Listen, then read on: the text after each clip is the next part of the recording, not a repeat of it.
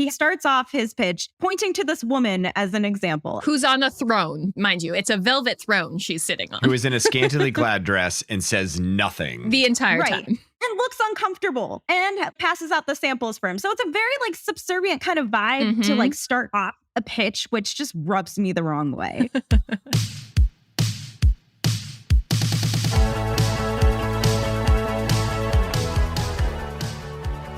Hey everyone, and welcome to Another Bite, the show where we rewatch some of the most innovative and, well, intriguing pitches from Shark Tank. I'm Jorie, and I'm joined today with Ariel. Hi. And Jon. How's it going? Today, our episode is a smorgasbord. One product that aims to attract and, well, maybe repel every woman ever. Another that aims to clean up the competition. And one that's got offers that are Polaroid opposite. But first, a quick word from our one, our only, our most loyal sponsor. You know it, we know it. Next year is creeping up quick. If you want to win inside your niche in 2024, you need tech that puts you in the pilot seat. The new HubSpot Sales Hub will help you close out the year strong and kickstart your success in 2024. Teams can collaborate on every inch of the customer journey and keep operations running smoothly with comprehensive prospecting workspace and powerful sales analytics tools that keep data connected across teams. And with over 1,400 integrations, there's a ton of ways to mix in new features. So finish out Q4 strong and gear up for the new year with HubSpot Sales Hub. Learn more at hubspot.com/sales. First in the tank, we have Scrub Daddy, which is aiming to make everyday cleaning easier. So Aaron Krause comes to us, the daddy of Scrub Daddy, and he's looking for a $100,000 investment for a 10% stake in his company, which shakes out to $1 million valuation. And we have Scrub Daddy as a product. So this is a high-tech scrubbing tool, a sponge, if you will, that is the greatest kitchen scrubbing tool you'll ever use.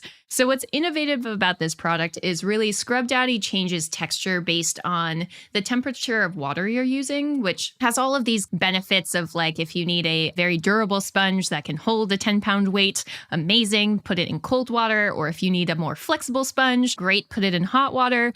But the pitch really gave good old infomercial vibes of old where he was demonstrating for the sharks on a glass stovetop, really tackling various dried substances and scrubbing through them and then wringing out the sponge and voila, it's clean. Thinking about this pitch and this reenactment of kitchen cleaning, what did we think about Scrub Daddy? I love the ShamWow vibe. Like I thoroughly enjoyed both the product and the demonstrator. Product itself is really cute. I love the little smile, but I love even more that there's that functionality to it. I hate when I'm cleaning out spatulas or spoons afterwards and there's all that gunk left on it. And the fact that it's also cute, it's not just your regular sponge and it has some kind of functionality to it is a game changer for anyone who hates doing dishes like me. I was so excited that we were going to do Scrub Daddy on this show because I've owned a Scrub Daddy. You've tried the product. And I hated the Scrub Daddy so much. I was like, this thing is garbage. What? No Let me just finish. way. Let me finish my story. Well, holy crap. I watched his infomercial pitch. I had no idea how to use the Scrub Daddy. I didn't know that it was temperature controlled. Yeah. I didn't know that you could stick a spoon in the mouth. And I didn't know that the eye holes were for your fingers. And I didn't know it didn't scratch. My mind is absolutely blown. I think I actually have one under the sink left over. Like I'm breaking that thing out and trying it out again. So the only challenge here is maybe I'm in the extreme minority, which is very possible. I certainly felt like a fool after watching the pitch, but it feels like it's a little bit of an educational product. And we heard that a little bit. Like he's like, hey, look, if you put this on the shelves, no one's going to buy this because his price point is very premium for a sponge. $280. Yeah, $280 for a sponge, which is way too much to charge just for a normal sponge. And so he notes like I either need an end cap or I need to be on QVC or whatever, because he's got to show the product off in order for people to pay the premium there. But there are lots of ways to show your product off. And this is a perfect example of knowing what shark you need. Like this is Lori all day. Like Lori and him just need to partner up and get this on QVC as much as possible, and then package that QVC style video for television advertising and other ways that just show people the product. And I think they will sell a ton of premium priced sponges. Jon, I don't think you're alone. I still think this is an issue, even though this is a pitch from so long ago, that they're still challenged with as a brand today, is like, we don't really understand that functionality. So I'd be really curious to see now in the world of social media and where TikTok is taking off and so many video oriented mediums now than what was available when it first came out. I'd be really curious to see even some like unhinged scrub daddy, scrub mommy, like TikToks or something of like all the different like types could be a really great way to still get that education out there. But I still feel like it's a miss that they're still continuing to see. I agree. I think that this pitch was in 2012, right? And even 11 years later, I still thought the smile was just to differentiate. Like I thought the whole thing was it smiles at you. Yeah, same. And I was blown away that it's really just for scrubbing spoons and things. You can stick a spoon in there. Yeah, Who knew? Anyway, that's the problem. Who knew? And that will continue to be a real challenge for them. Another challenge I saw was what he wanted to spend the money on. So he doesn't need capital, really. He's done okay. But he wants to go vertically integrate his business and build his own production facility, which I just couldn't disagree with more. Interesting. Okay. Even though he's very experienced in the production world, he should leverage that experience to ensure that whatever production setup he is using it from a third party perspective is as incredible as possible. But he should put every dollar of capital that he has into sales and marketing, not into building a production facility, because his advantage is not going to be from his ability to produce the product. His advantage is going to come from his ability to convince people that this is a superior product that's worth paying more for. And I thought it was actually interesting. This was the first time I found a founder that really understood manufacturing so deeply. Like 18 years of experience at running a manufacturing plant is not nothing, right? So I thought it was actually an interesting indicator of being really deeply invested in a product and really understanding the supply and demand of where this product was going. So very interesting that you were like, oh, no, that's a total miss. Let's just say you have $100 to invest. If he is going to build out a production facility, he's going to have to invest a lot of capital into the build out of that facility. And then he will pay that off over time. He'll amortize that cost over time. And it's just not critical to his business to spend on that. He should be getting a whole bunch of partners who can produce really high quality scrub daddies for him, basically then can keep up with his demand needs. And he should put all of his money and invest it in sales and marketing. To teach us all that, yes, the smile is for the spoon. Yeah, the smile is for the spoon. A little storytelling. Yeah. So it seems like the Sharks also kind of had a bit of a lukewarm response to Scrub Daddy. The product had already been on QVC. And as soon as the founder said that, I think we were all kind of in the same boat of thinking, okay, he's really after Lori here, right? If a lot of his sales came from QVC and you're sitting basically in front of the head of QVC herself, it's clearly a match made in heaven. But Kevin jumped in, as he's wont to do, with an offer for a royalty play, $100,000 for a royalty of 50 cents. And it initiated a bit of a feeding frenzy. It was Kevin, Damon, and Lori that were ultimately the most interested. And I think once Lori started to kind of perk up and was like, I can tell if a product is a hero or a zero, and this is a hero. Damon actually tried to go into business with her. And she was like, I don't even need you, Damon. I know how to make this amazing. I think she was slighted by Mark's comment earlier, though, when Mark was like, oh, QVC, that's no big deal. I think that kind of set Lori in a little bit of a mood. So I don't blame her for getting a little snappy with Damon. I would be a little peeved too. But ultimately, I think it came down to the Sharks really understanding the retail vision. It seems like a lot of the retail vision was that end cap space. And that's a really expensive bet to base the success of your product on. And it's difficult. Yeah. So there's just a little bit of an order of operations here, actually. I would not stress that much about retail right away. I would stress much more on the QVC, on having the website set up and doing video, just that explain it and show it. And as brand awareness builds and as it grows, then get into retail. And I think if he went that path, I think he'd probably be just fine on the normal shelf. I also think too, the one piece with end cap and demos and custom end pieces that you're putting in, that is its own beast in logistics and cost to produce and ship. And then you also need to have the right relationships with your buyers in the store to say, okay, yeah, I do want to give up my prime real estate for this end cap for, longer than a 2-week period. There's so many implications that go into that. as opposed to your point, John, of like, hey, wait to build that awareness first and then focus on like getting into retail, as opposed to thinking about the big shiny like placement. Yeah. But ultimately, it seemed that enough of our sharks were on board. Lori ultimately offered $200,000 for 20% stake in the company. And ultimately, that was the deal that Lori and the founder, Aaron, landed on and kind of sealed the success of Scrub Daddy. We've kind of spoiled it. Like, John's bought a Scrub Daddy before. The product still exists. But I was curious if either of you had a chance to look at the Scrub Daddy's social media. I have not had a chance to. So I just pulled up their Instagram. And one of the things that I think we've talked about is like, it could be really awesome if they show kind of how Scrub Daddy is being used, kind of educate the population. And I will say, like, the Scrub Daddy Instagram, at least, it's a delightful mix of like unhinged education and meme worthy. So it like, in terms of their Instagram, I think they're absolutely crushing it. It's awesome. Nailed it. I bet in the start it was like that. And now they're actually way more focused on retention. They're trying to convince people that Scrub Daddy is a brand worth keeping in their lives and continuing to pay a premium for. And so I think that's where you lean into the unhinged, which is people just like, you just want people to love the Scrub Daddy brand. It seems that like one of their catchphrases is like clean anything with a smile. And like, man, that's catchy. I wish I saw that in the pitch. That's what happens with branding over time. And you have a helpful shark to guide you along the way. Ariel, like you started talking about the ShamWow.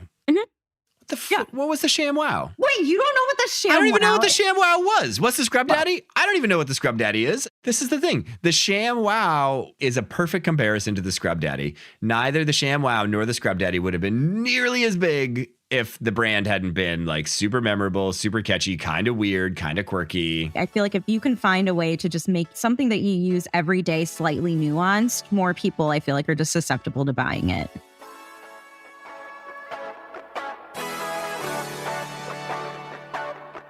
Next up in the tank, oh boy, do we have a product. So we have Cougar Energy and just a lot of thoughts. Let's consolidate them down. So Ryan Custer comes to the Sharks with a product that is inspired by his girlfriend, which you would think would be romantic, right? She's 11 years his senior, really supportive partner, and he's invested everything into this product to give women what they want. Well, spoiler alert, Mel Gibson, it's probably not this.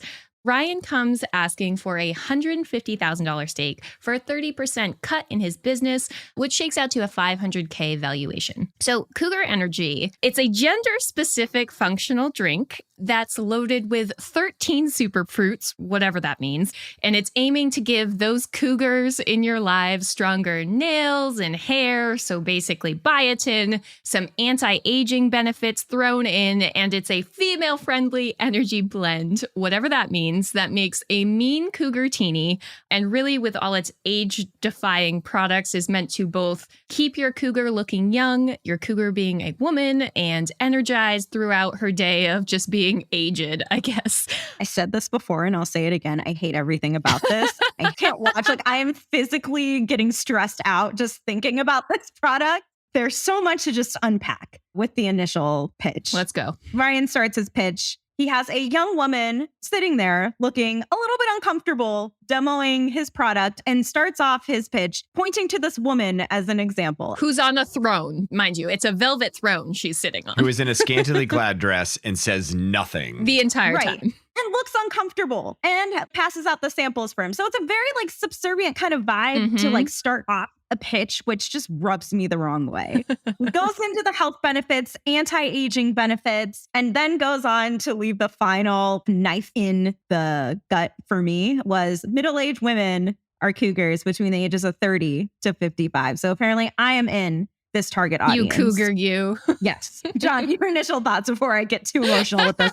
I'll start by saying that me, as a younger man, providing commentary on this product for middle-aged women feels like a reach, but not quite as much of a reach as if I were a younger man building this product for middle-aged women and trying to get rich on it. From what I saw, he basically has an out-of-touch brand with no middle-aged women from his target audience involved in the production and development of it. And he has a product that tries to do way too much that tastes like chalk.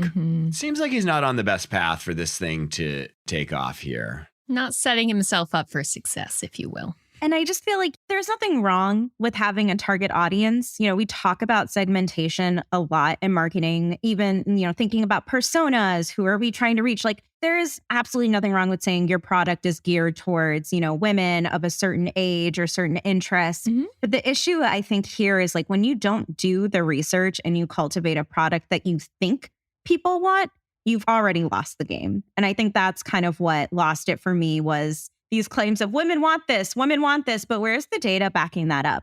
If he came in and said, hey, 40% of women feel that the energy drink market is, you know, not geared towards them, or they're looking to get more like vitamins in their daily, like anything like that, I think would have given him more credibility than just saying, this is what middle-aged women want because this is what I think they want. Does any woman actually want to self-identify as a cougar? No. No, it's not a nice term. It's not the nicest term. I mean, listen, I think there were a lot of jokes about it back in the day. And I think he basically got a domain name and a patent on a term that was kind of a joke and thinks he can build a whole media empire out of it. And I just don't see it. Ariel, you bring up the point about segmentation. And this was brought up on the show. Mr. Wonderful was like, well, you know, you've just already reduced your total addressable market so much. It's only for women and it's only for middle-aged women. So like, why would I fund a product that is so narrow in scope? I think it was absolutely fine if you're entering a competitive market to be super specific in who you solve for. I think given how crowded the drink market is, the energy drink market in particular, I think the only way in is actually to have something that's very, very narrow in scope.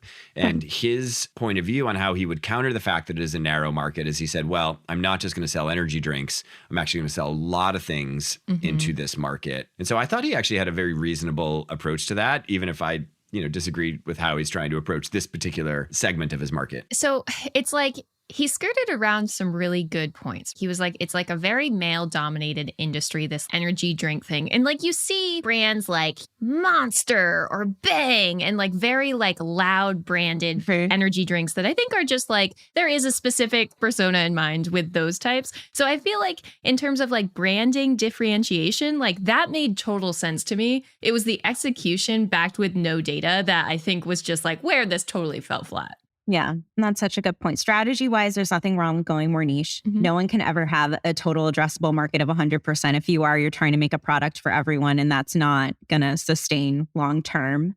But I think that was the biggest thing because like I enjoy energy drinks. I enjoy a really good sugar-free Red Bull anytime I can. And it's been a bad habit of mine since like college, but I've never once felt like, oh, this is too like aggressive and manly for me to drink. Like I don't know, little female hands. Like I get the sugar free. Maybe that's viewed as more feminine. I don't know, but like I just don't like the sugar crash afterwards. So totally I don't know, but definitely, I think it would have been interesting if he focused more on the suite of offerings, right? So like if he did have a merchandise, maybe it is like a whole line. If it's like a lifestyle or like a type of fashion brand or like something that he was trying to like tie into cohesive as opposed to just this is a drink to make cougars look better, not age, and just for all these wrong reasons they need to drink this. If he's trying to aim for cougars, right, then it's like clearly a woman that self-identifies as a cougar. But then it's like also trying to tackle insecurities that I feel like didn't really make sense with that kind of branding where it's like, oh, but it's age defying. So it's like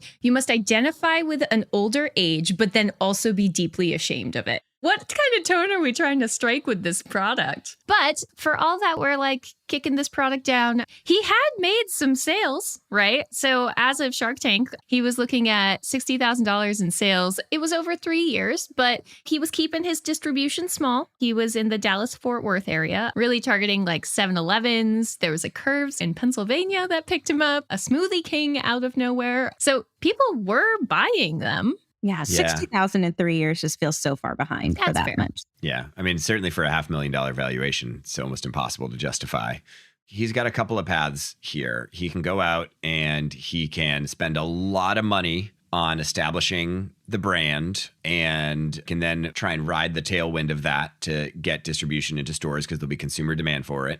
Or he can go and get a distributor somehow that's going to get him placed into all of these stores where people buy this stuff. Both are going to be very expensive. Distributors don't do this stuff for free. And something that Kevin also said was like, big distributors are paid to crush little cockroaches like you. So it seemed like even just breaking into that kind of like big distributor play was going to be a hurdle regardless. He would need to create a product for women that they were willing to share with all their friends. And I'm not sure that this particular angle, which is about promiscuous older women, is the angle that's going to get women to share for you. Yep. That seems to sum up also really nicely kind of our response from the sharks, right? No offers on this pitch. Poor Ryan, though, he was sweating so much. Yeah, especially by the end. As much as I do not like his personality and everything else about him, I did sympathize for him in that moment because he was just buckets of sweat at that point. He had a line at the end where he said, well, I hope I've impressed you. And Mr. Wonderful goes, apparently not. Yeah, death blow, am I right? So thinking about Cougar Energy, the apparel line, the throne, do we still think that this is a company? Absolutely not. But I could see this entrepreneur going off and trying to spin off something else that's in a similar realm that's distasteful and off-putting. That reaction, 10 out of 10. Amazing. Wow.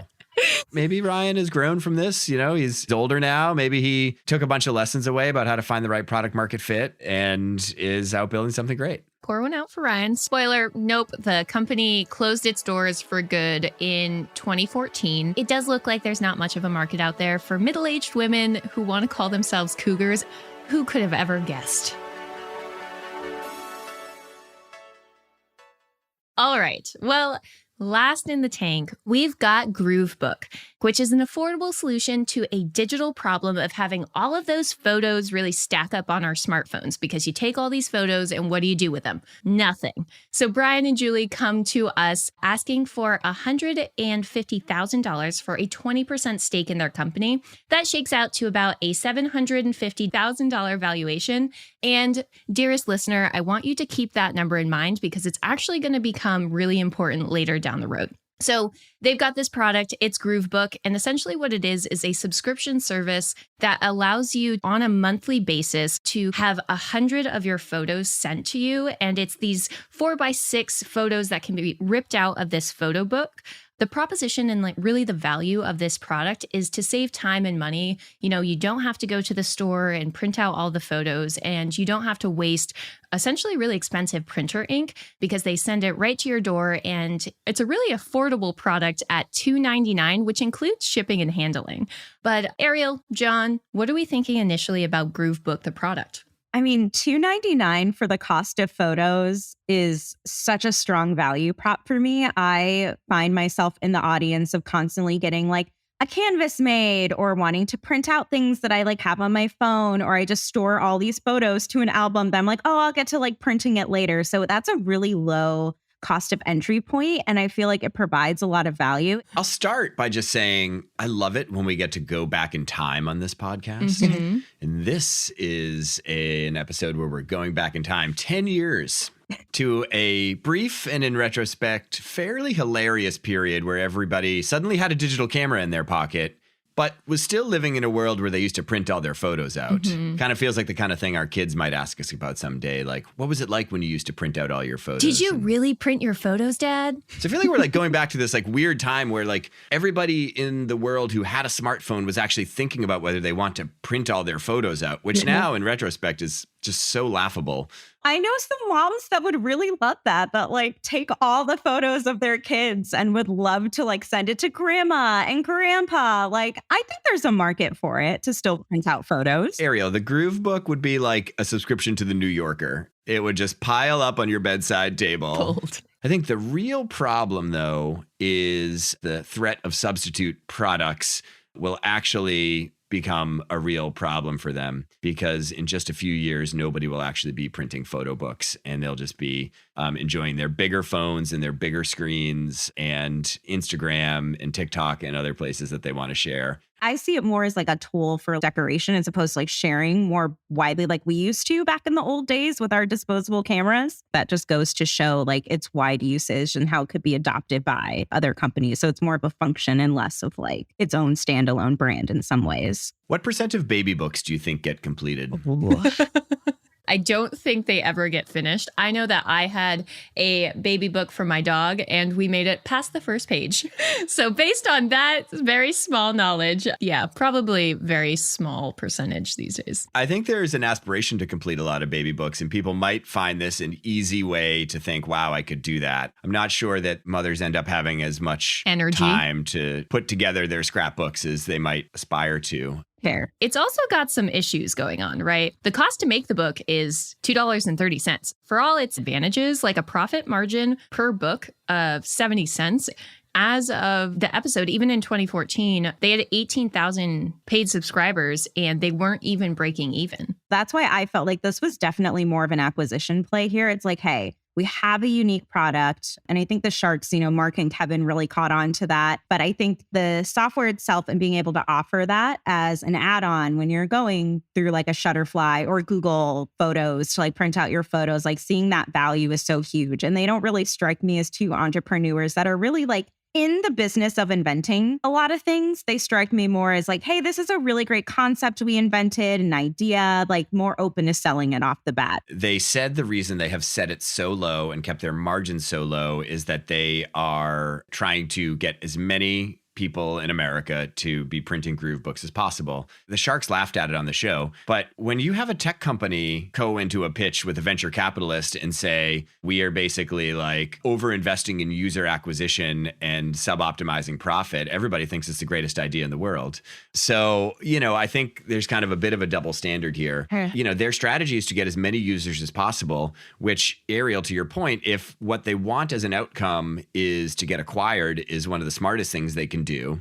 And I would argue that even if their goal is not to get acquired, it's a really smart thing to do. I think you always can talk about raising prices later. It's much harder to lower prices than raise prices. 18,000 subscribers, though, and they're still in the red. But I thought it was helpful that they at least looked at the numbers and they're like, okay, to break even, we need to be at 30,000. I'm glad that they at least owned up to it of like, hey, like we know this is kind of a miss. We know we want to give the best value possible for our audience. So I'm glad that they really like stuck to that. Is this really scalable for building a brand equity if they decided to kind of stay on their own and like build up the company from a value perspective? I just don't think they were strong enough on like the unique marketing front besides that price point being the main differentiator for them. So I don't know if they would have like survived if they would have continued to just focus on growth. Yeah, it's unclear. I mean, I think the thing is, if they have set their price points so low, and as we established earlier, there was really kind of this period where everybody was thinking about, do I want to print all my photos out? I think having the right price point is probably the key to mass market adoption. Yeah. I think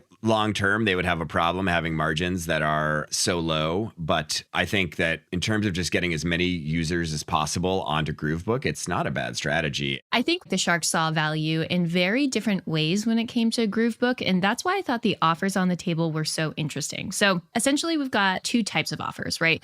Mark saw this company as really a service proposition, right? And that kind of was reflected in his offer. He offered $150,000 for the rights to license Groovebook as a service to other companies. Listen, so Mark is betting he can go to a bunch of really big services where people are already uploading their photos. For instance, Google Photos or Shutterfly or a company like that where people are already putting their photos. He could say, hey, we want to offer you basically a cut of everybody who prints their photos through Groovebook.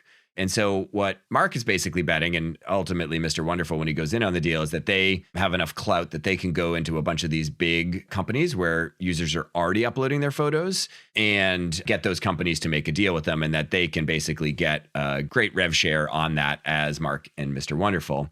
And so that ultimately is a strategy choice for the entrepreneurs. Do they want to go out and acquire users and bet that they can get those users to do an additional behavior every month, which is upload 100 photos to an app and say, I want to print these ones? Or do they think that it would be easier to rely on places they're already uploading photos to and just getting a slice of that? I think they will have a much better business if they go direct to consumer and don't go the B2B route, personally. First, there was Kevin's solo offer, which was just to buy out the company. And that's where the valuation came into play. Kevin was like, look, you came into this pitch offering a stake that ultimately equaled out to $750,000. He's like, I'll buy out your company. What do you say about that? But then it was interesting because the founders backpedaled on their initial valuation. And they were like, no, we won't sell for the valuation we offered at the beginning of our pitch. We'll sell it to you for $6 million, which is over 6 times their initial valuation. So what did we think about that kind of bold move? I don't blame them for trying.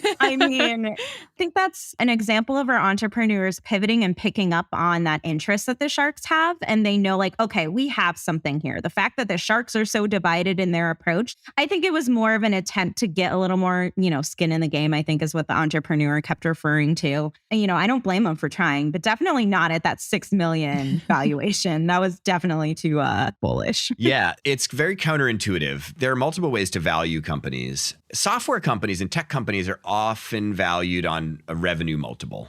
How much revenue they have, and basically you put some multiple against it. Say, okay, they've got 18,000 subscribers paying $3 a month. Let's just assume they don't churn any customers, which is a bad assumption. But then you get to a world where basically they have like $650,000 in annual revenue. And so a $750,000 valuation on $650,000 in annual revenue, it's like a 1.2x revenue multiple. You would think, wow, that is way too low. You probably should value yourself at 3 to 5x revenue or something like that. And so maybe you're worth like 2.5 or 3 million. That model basically all depends on how fast you can grow users. If they were at like 100,000 users or something like that, their revenue picture would look really, really different. Like you could see them in a $5 to $10 million valuation at 100,000 users pretty easily.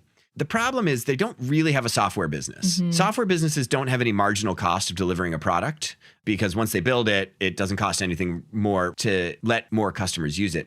This business has a fixed cost associated with every new customer that it acquires, which is they have to actually like print the book and they have to mail the product. And so it's rare that a company that isn't a software company really gets valued on a revenue multiple. Instead, it typically gets valued on like a free cash flow multiple or an EBITDA multiple, that's something like that. And what's really interesting is if you look at their 25% margins, their $750,000 valuation is basically like 5x their EBITDA right now. And so you're like, actually, the $750,000 is a fair valuation for the company as it's at today. And if they spike their user growth, which I could definitely see happening based on a Shark Tank appearance at this point in time, I think they could be easily valued at 5 to 10 million in a very short period of time. So ultimately, it was a bit of a bidding war between the two different types of offers. Like, are we going to go in based on licensing or go in based on equity? And ultimately, Mark and Kevin joined forces, $150K for 80% of the rights to license Groovebook to other companies.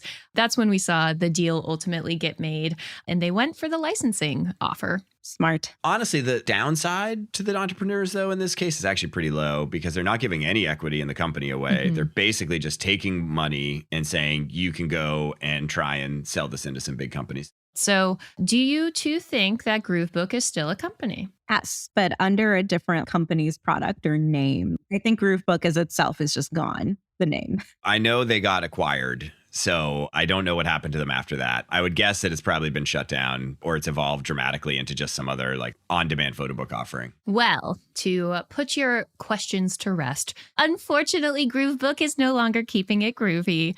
When the episode originally aired, their sales did triple overnight. So they did get that kind of spike in interest that you had mentioned was possible. But as you also mentioned, Jon, in 2014, they were acquired by Shutterfly, but for $14.5 million.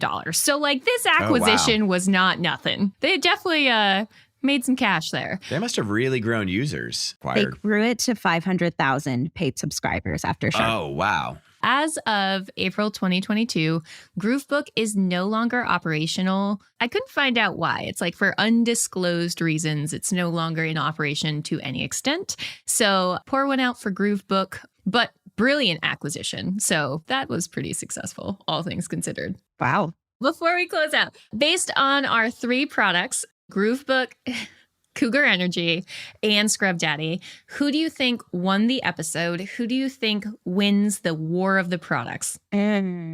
Scrub Daddy is the hands down winner of this episode. It made $300 million in annual sales. They're selling so many sponges. So honestly, I would say Groovebook, just because, I mean, Jon, to your point, the more and more I think about it, we have to remember these episodes are in a moment of time. And like, I do feel like, yeah, in 2023, folks aren't printing out their photos as much. So I think for them to get acquired and sell their business ultimately was like the best thing that could have like happened for them. Mm-hmm. I think the winner was, oddly enough, Cougar Energy. But let me explain why.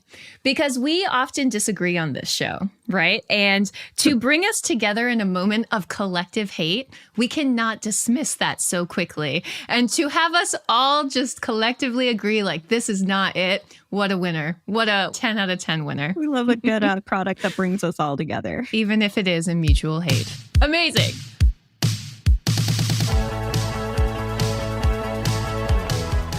Today's episode was written and produced by Matthew Brown. Production support comes from Melanie Romero. Have you told a friend about the show yet? A family member, maybe? I told Jerry, my neighbor. You don't know Jerry, but you sort of know Jerry. The guy who sits on his front porch all day, little doggo at his feet, barks at everyone. Not Jerry's fault. Well, maybe sort of Jerry's fault. Training really is about training the owner, not the dog. Anyway, tell people about the show. Okay, that does it for me. We'll see you next week in the tank for another bite.